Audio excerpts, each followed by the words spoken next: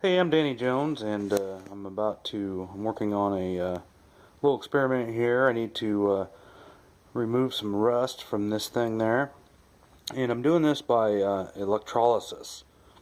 And how I'm doing that is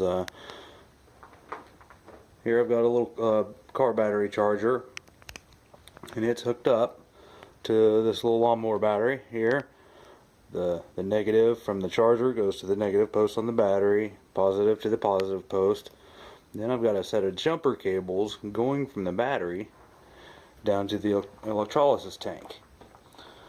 Now the item, which is the big circle thing that you see, is what I'm wanting to remove the rust from.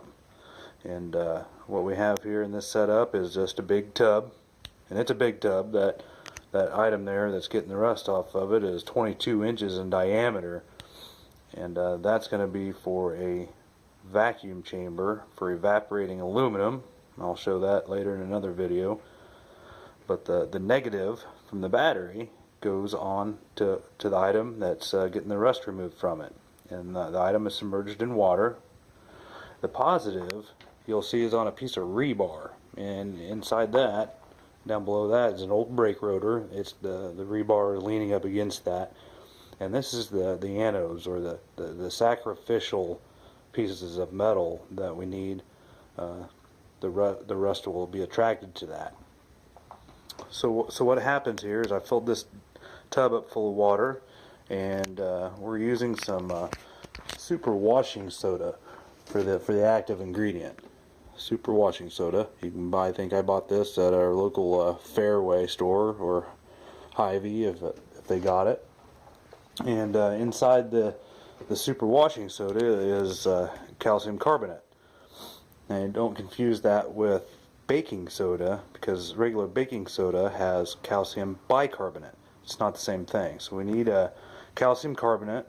You can also find that in some of the powdered laundry detergents. Just read the ingredients on that for calcium carbonate. So we put the calcium carbonate in the water. I mixed it up a little bit. You can see the white stuff in the bottom of the item there is some of the washing soda that didn't get mixed up.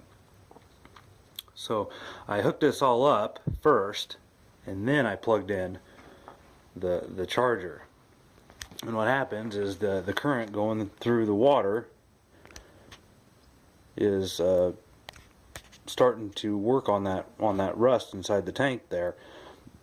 The item getting the rust removed from it is negatively charged. The anode, or sacrificial piece of metal, is positively charged. Don't let those get in the water. Don't want to cause an electrical problem anyway. And there's a reaction happening.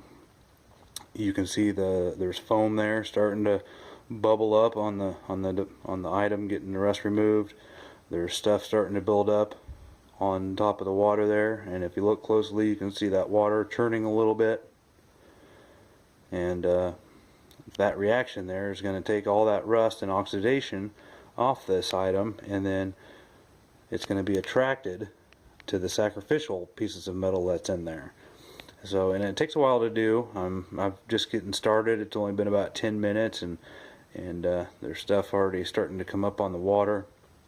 And I'm probably going to do this video in 3 parts. The next video will be after this has been in there for a while. It's probably going to be in there a few hours or overnight. It's about noon here at this time. And then I'll stop it and take it out in the morning. And obviously only half of this is submerged in the water. Going to get that, so I'll have to rotate this 180 degrees so I can get the other half of it done. But this reaction is just going to keep happening slowly and slowly over time, over the next 24 hours or so, and the top of this water will just become filthy orange from all the rust and oxidation coming off of the item there being cleaned up, and most of it will build up on the re-rod and it's an old brake rotor there.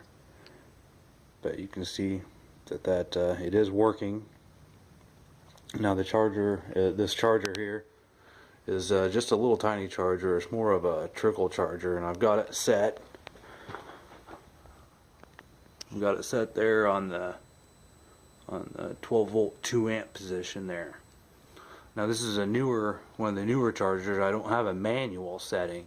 If you have an older one with a manual setting, then you don't need this battery here. What happens if you try to do it without the battery, the charger knows that it's not connected to a battery and then won't release the energy needed to go to the tank. So we hook it up to a battery, and then from the battery to the electrolysis tank, so that can take place. And you can see all the hydrogen and oxygen bubbles coming up from the reaction taking place, being attracted to the sacrificial pieces of metal. So part 2, I'll show it when it's been in there for a long time and the reactions happen really good, and then part 3 I'll show you what it looks like when it's cleaned up. Thanks for watching.